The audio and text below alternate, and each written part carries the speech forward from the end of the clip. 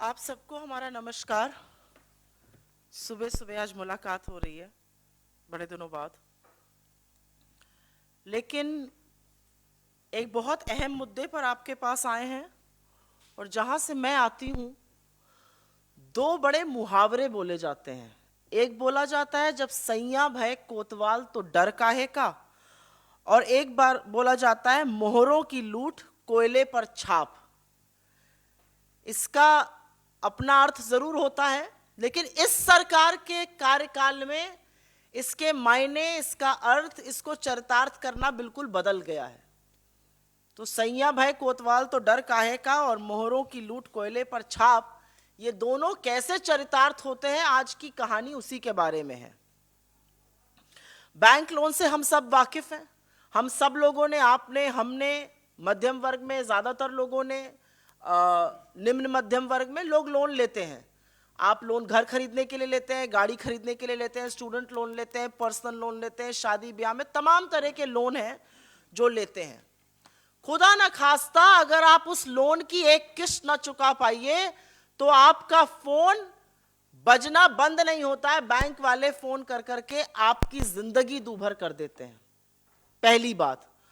और दूसरी जरूरी बात उसमें यह है कि अगर आप लोन की 3 किस्तें ना चुका पाइए तो आपका लोन एनपीए बन जाता है। लठैत आ जाते हैं बैंक से, आपकी गाड़ी खींचने लगते हैं, और वो लठैत वाकई दिखने में लठैत होते हैं। आपको डराया धमकाया जाता है, आपके नाम के पोस्टर आपके घर के बाहर चिपका दिए जाते हैं कि कितना संगीन आपने जुर्म किया है बैंक की ईएमआई ना देके।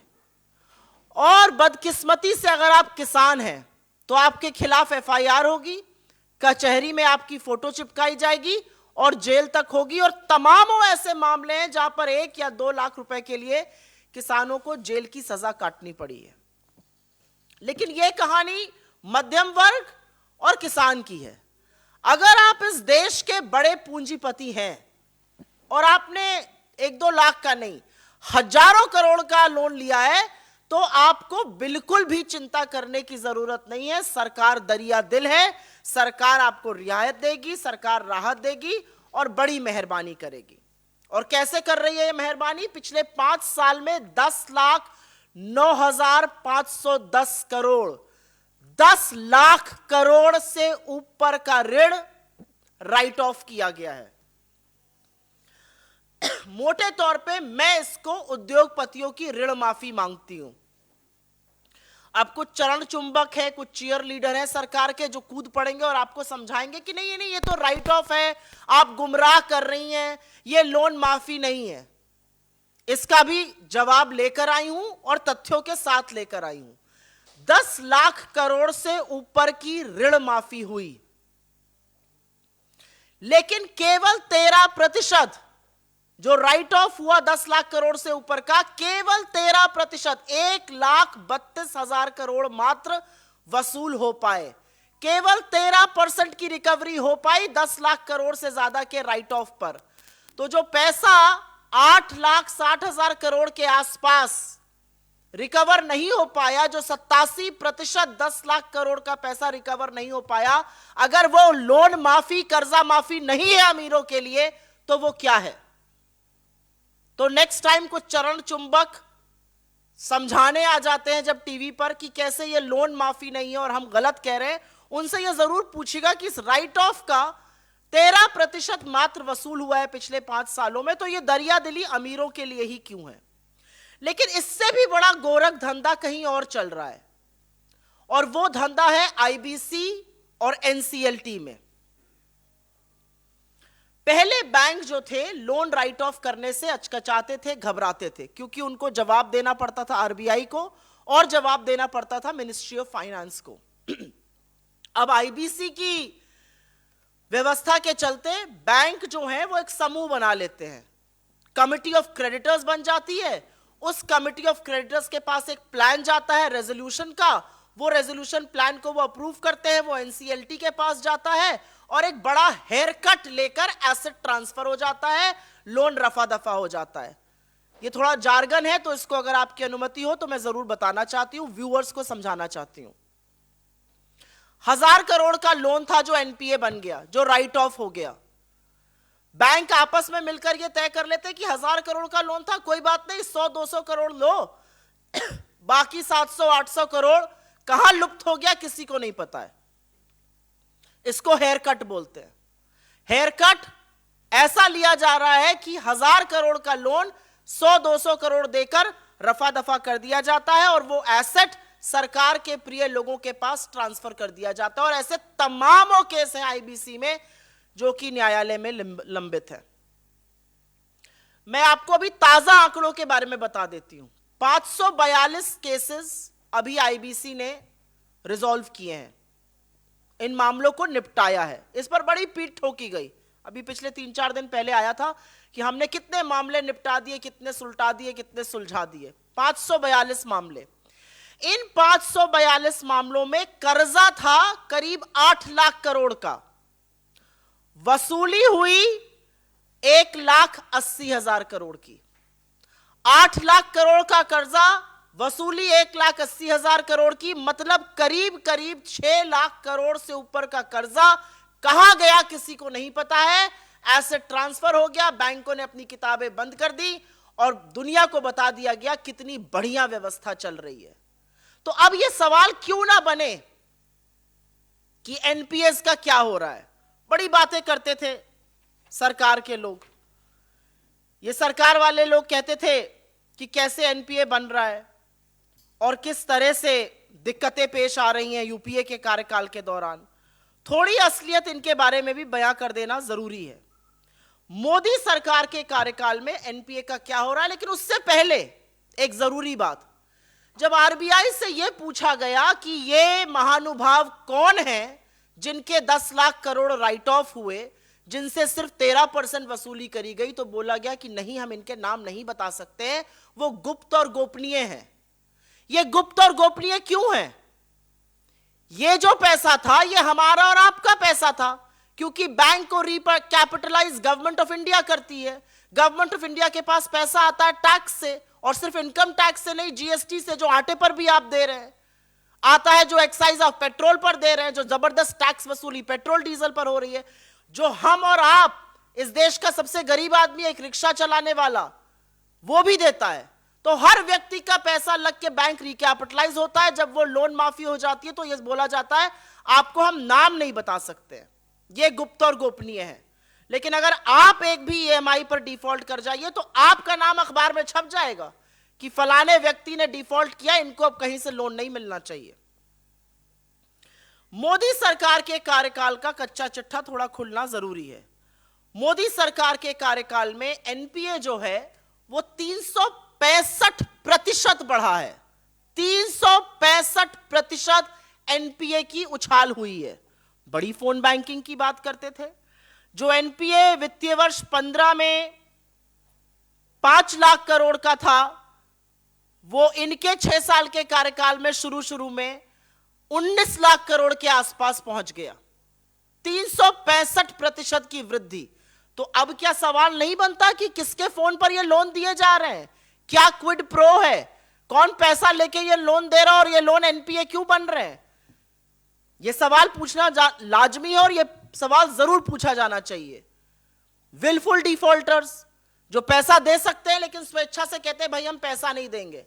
आपको और हमें ये रियायत नहीं है, किसान को ये राहत नहीं है कि वो कह दे मेरी फसल फेल हो गई भाई मैं पैसा नहीं दे पाऊंगा। लेकिन अगर आपने हजारों लाखों करोड़ों का लोन लिया है तो आप ये कह सकते हैं कि मैं कर्जा देने में असमर्थ हूं, जबकि आपके पास पैसा हो सकता है। विलफुल डिफॉल्ट 23,000 करोड़ का होता था 2012 में, 23,000 करोड़ का। आज वो करीब करीब 2.5 लाख करोड़ का है। 10 गुना इजाफा विलफुल डिफॉल्ट में। ये क्यों हो रहा है, यू क्यों होने दिया जा रहा है, ये कौन लोग हैं जो विलफुल डिफॉल्ट कर रहे हैं और क्यों करना दिया जा रहा है। ये सवाल अपने आप में बहुत गंभीर सवाल है। लेकिन उससे ज्यादा गंभीर बात यह है कि सरकार की नाक के नीचे, और मेरा मानना है सरकार के संरक्षण के चलते, 1 नहीं 2 नहीं 3 नहीं 38 ऐसे लोग जिन्होंने बड़े बड़े बैंक के फ्रॉड और घोटाले किए, हमारे आपके पैसे को डुबोया, बैंकों को चपत लगाई, वो आज देश छोड़कर भाग चुके हैं। और मोदी जी और उनकी तमामों एजेंसी जो फ्रंटल बन चुकी हैं वो हाथ मलती रह गई चश्मा पहनकर। 38 ऐसे लोग हैं, एक दो या तीन नहीं। मैं मेहुल चोकसी, मेहुल भाई, मोदी जी के मेहुल भाई और वो गलबैया करते थे उनके साथ नीरव मोदी और विजय माल्या की बात नहीं कर रही हूं। इनके जैसे 38 लोग ये देश छोड़कर भाग गए इनके शासनकाल में और ये हाथ मलते रह गए। और सुर्खियां चलती है फलाना वापस आने वाला है, ढिमकाना वापस आने वाला है। 44 करोड़ रुपया खर्चा किया, एक प्लेन भेजा एंटीगुआ मेहुल भाई को वापस लाने के लिए। लेकिन मेहुल भाई ने ऐसा इतना चमकाया इस सरकार को कि वो चंपत हो गए और उनको पता ही नहीं चला वो चले कहां गए। 44 करोड़ का प्लेन वहां खड़ा रहा 3 दिन एंटीगुआ में, बिलिंग हो गई, वापस ढाक के 3 पात बन के हम घर आ गए। ये इस सरकार की असलियत है। पहले भाग जाने देते हैं, फिर किसी को लेकर नहीं आने पाते। जिस दिन कोई नेगेटिव खबर आने वाली होती है सुर्खियां चलने लगती हैं, ब्रेकिंग न्यूज, फलाना वापस आने वाला है। तो ये हम 8.5 साल से सुन रहे हैं कौन कौन वापस आने वाला है, वो सब लोग जिनको इन्होंने भगाया।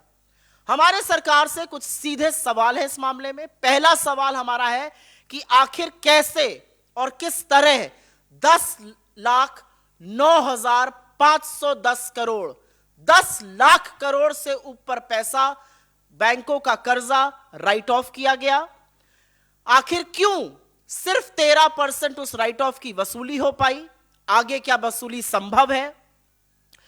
जिन उद्योगपतियों को यह फायदा पहुंचाया गया उनका नाम सार्वजनिक क्यों नहीं किया जा रहा है। सरकारी बैंक जिस निरंकुशता से हेयरकट ले रहे हैं और कौड़ियों के दाम पर एसेट ट्रांसफर कर रहे हैं, इस पर क्या निगरानी रखी जा रही है और इसकी क्या जांच होगी। हजार करोड़ के लोन जो हैं वो 100 200 करोड़ देकर निपटा दिए जा रहे हैं। आखिर एनपीए में 365% की उछाल कैसे आई, कौन फोन कर रहा है, किसको लोन दिए जा रहे हैं, कौन सा क्विड प्रो को है, इसकी जांच कौन करेगा। और अंत में विलफुल डिफॉल्ट जो 10 गुना बढ़ गई वो क्यों बढ़ने दी गई। 38 लोग जो देश छोड़कर चले गए उनको वापस लाने के लिए सिर्फ आपके पास जबानी जमा खर्च है या वाकई में कोई प्लान या कोई स्ट्रैटेजी है। यह सवाल पूरा देश और खास तौर से वो लोग जिनके व्यापार धंधे आय आपने चौपट कर दी और वो आज अपनी ईएमआई पे करने में असमर्थ हैं, आपसे जरूर पूछते हैं। I will very briefly make a statement in English on this. This is an extremely important matter. In the last 5 years alone, the government has written off about 10 lakh crore rupees. Only 13% of that write-off has been recovered, which amounts to about 1.3 lakh crore rupees. So the very obvious question is that why are such huge amounts of debt being written off? And why is only 13% of that being recovered? Because cheerleaders of this government will tell you that I am misleading and this is actually not a loan waiver but a write-off. This is as good as a loan waiver because you are being able to recover only 13% of the write-off. But this misery about missing EMIs only haunts India's middle class. You may have taken a home loan, a student loan, a car loan. If you are unable to pay EMI, there will be recoverers at your doorstep. Your name, you will be publicly named and shamed. But none of these names will be made public. And it is absolutely astonishing because the money that they have swindled or the loans that are being written off are actually taxpayers' money. And I'm not just talking about direct taxpayers, I'm talking about taxpayers of all kinds. We are paying GST on common flour today. So GST collections, excise from petrol and diesel, income tax, all sorts of money that every Indian mind you, not just the tax-paying bogey, but every Indian is paying tax in this country, and that tax is being utilized to write off loans, to absolve corporates of their liabilities. There is also something very amiss that's happening in the IBC and NCLT. There was a time when banks were a little wary of writing off debt because they were answerable to the RBI and to the Ministry of Finance. But today, banks get together, they form a committee of creditors, a plan for resolution comes to them, they approve that plan, it goes to the NCLT. The moment NCLT approves that plan, they are absolved. Corporate borrowers are absolved of their liability. because NCLT has given them a clean sheet, and haircuts to the tune of 70 to 80 to 90% are being taken. Simply put, that means a loan that was about 1,000 crore written off, you can pay about 100, 200 crores, settle that loan, and live happily ever after. And that asset is being transferred at throwaway prices to cronies of this government. There are innumerable cases that I can begin talking about in the NCLT and IBC where this has happened. So this does raise very important question on why banks are doing this. Very recently, 542 cases were resolved. The total outstanding debt was close to 8 lakh crore rupees. Only 2 lakh crore worth of that money was recovered, and the rest, of course, one doesn't know where that money went. It's also important to point out here that NPA under the Modi government has gone up by 365%. It used to be 5 lakh crore at the end of between 2008 to 2014, those 6 years.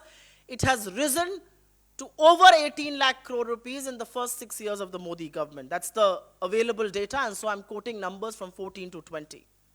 Willful defaulters, that number has gone up from 23,000 crore rupees to 2.4 lakh crore rupees. And one will raise questions that who are these people who are defaulting willfully and not being brought to book? And the guilty just runs away. Because it is not just Mehul Choksi or Nirav Modi or Vijay Mallya, 38 fraudsters and swindlers who have swindled money from you and I have fled this country under the watch of Prime Minister Modi, and all attempts to bring them back and produce them before courts or bring the guilty to book have gone amiss. So the crucial questions continue to remain. Why a write-off of over 10 lakh crore rupees? Why a recovery of only 13%? What about the rest of the money? Who are these corporates who are benefiting from this? Why are their names not being made public? Why is it that PSU banks are being allowed unbridled power to take haircuts and transfer assets at throwaway prices? It is obviously discretionary, it's obviously arbitrary. And more than anything else, is there a watch on them? Is it being probed how they are doing this? Those are the real questions that remain. Besides the fact that a 365% rise in NPA, the government is answerable. Why has willful default gone up by 10 times? And what about the 38 swindlers who have fled this country? Is there any plan to bring them back? Thank you. We will first take questions on suo motu, please.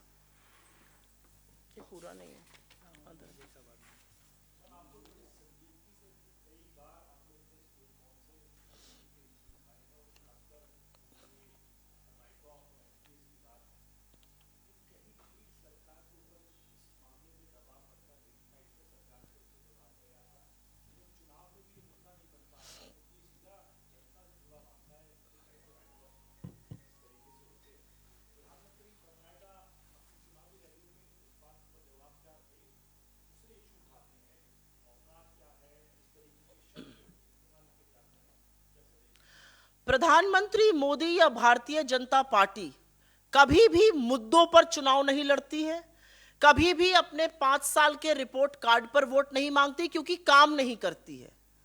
हर चुनाव व्यक्तिगत प्रधानमंत्री मोदी के बारे में हो जाता है। मैं फला का लड़का हूं, मैं फला हूं, मैं यहां हूं, हर चीज स्वांताय सुखाय हो जाता है।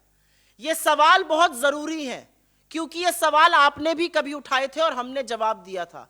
आज ये देश जरूर जानना चाहता है कि 10 लाख करोड़ से ज्यादा का राइट ऑफ हुआ, सवाल उठाया जाता है तो आप कहते हैं नहीं नहीं ये लोन माफी नहीं है। आप रिकवर 13% कर पाए, बाकी का पैसा कहां गया, कैसे गया, बैंक कैसे निरंकुशता से बेधड़क धड़ल्ले से हेयर कट करके अब्सॉल्व कर रहे हैं, कॉर्पोरेट्स को देनदारी से मुक्त कर रहे हैं, इसका जवाब कौन देगा? और जहां पर किसानों की बात कर लो, जहां पर छोटे उद्योगों की बात कर लो, तो ये फिस्कल डेफिसिट का बहाना बनाने लगते हैं। आपकी जानकारी के लिए बता दूं कि फिस्कल डेफिसिट का ये राइट ऑफ 61% है। अगर ये राइट ऑफ ना हो तो 61% देश का फिस्कल डेफिसिट के बराबर ये राइट ऑफ है। 61% of the fiscal deficit can be funded by this right of alone. इसके बारे में चर्चा क्यों नहीं करेंगे? क्योंकि मुंह नहीं है चर्चा करने का, क्योंकि मुझे ऐसा लगता है ना इकोनॉमी की समझ है, ना समझने की ललक है, और ना समझना चाहते हैं। और इसका मूल कारण है जब सैया भय कोतवाल तो डर काहे का, फायदा तो चंद पूंजीपतियों को ही पहुंचाना है, वो पहुंचाया जा रहा है, हम क्यों जवाब दें? इसका और कोई औचित्य नहीं है और कोई जवाब नहीं है। इस पर और कोई सवाल? अच्छा अच्छा, okay.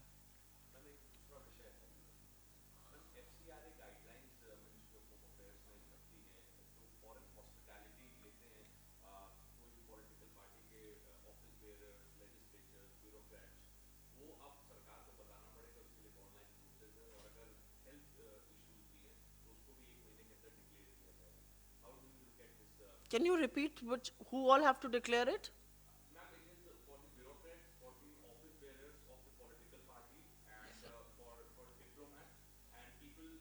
There will be a very long list of people from the BJP who will have to first make their names public, starting from the Prime Minister himself and the various department heads of the BJP who are found more often than not overseas now and not in the country.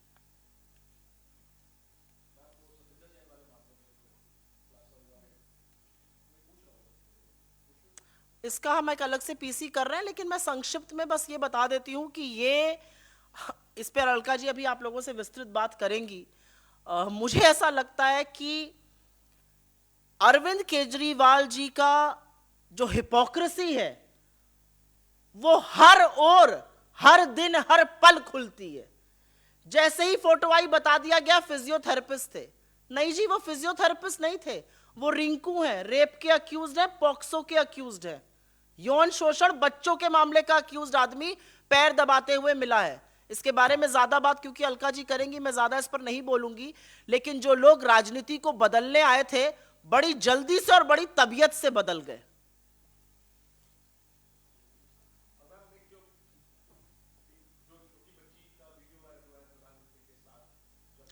मेरा अपना मानना है कि प्रियांक कानूनगो नाम के एक व्यक्ति हैं जो NCPCR, the national commission for protection of child rights के हेड हैं, जो शाखा से ट्रेनिंग लेकर आए हैं, और जब गैर राजनीतिक यात्रा में बच्चे ललक के राहुल जी के साथ आ रहे थे और ना राजनीति की कोई बात हो रही थी ना वोट की कोई बात हो रही थी, तो उन्होंने बड़े तगड़े से इलेक्शन कमीशन को चिट्ठी लिखी थी और इलेक्शन कमीशन ने फिर उसको उनके बोला ये हमारा अधिकार क्षेत्र नहीं, आपको जो करना है इस पे करिए। आप मुंह की खानी पड़ी थी।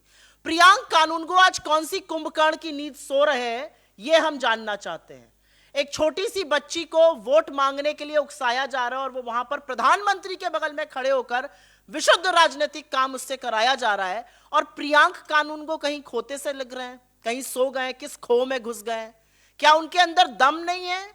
क्या उनको डर लग रहा है या आंखों पे पट्टी बांध लिए? ये अपने आप में एक सवाल है। लेकिन ये होता है अब्यूज ऑफ चिल्ड्रन कि उनको विशुद्ध राजनीतिक कारणों के लिए रैली में वोट मांगने के लिए आप इस्तेमाल कर रहे हैं।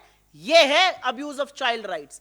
इस पर एनसीपीसीआर को जगना चाहिए, लेकिन आंखों पर पट्टी तो ऐसी बंधी है और कुंभकर्ण की नींद ऐसी सोए प्रियांक कानूनगो जी कि अभी ट्विटर पर दिख नहीं रहे हैं। जी हाँ, चुनाव आचार संहिता भी लगी और मुझे ऐसा लगता है एक वीडियो है जिसको बीजेपी का हर व्यक्ति शेयर कर रहा है। हर व्यक्ति बड़ा सीना ठोक के उस वीडियो को शेयर कर रहा है और कह रहा है कि देखिए छोटी बच्ची ऐसा कर रही है। ये चुनाव आचार संहिता का उल्लंघन है, ये बच्चों के राइट्स का उल्लंघन है, और ऐसे मामलों पर एनसीपीसीआर को जागना चाहिए। लेकिन मुझे ऐसा लगता है कि अपना दमखम और अपना करने का जज्बा वो उस शाखा पे रखा है जहां उन्होंने लास्ट अटेंड किया था। हम इस पर जरूर कुछ कार्रवाई करेंगे। ठीक है, धन्यवाद।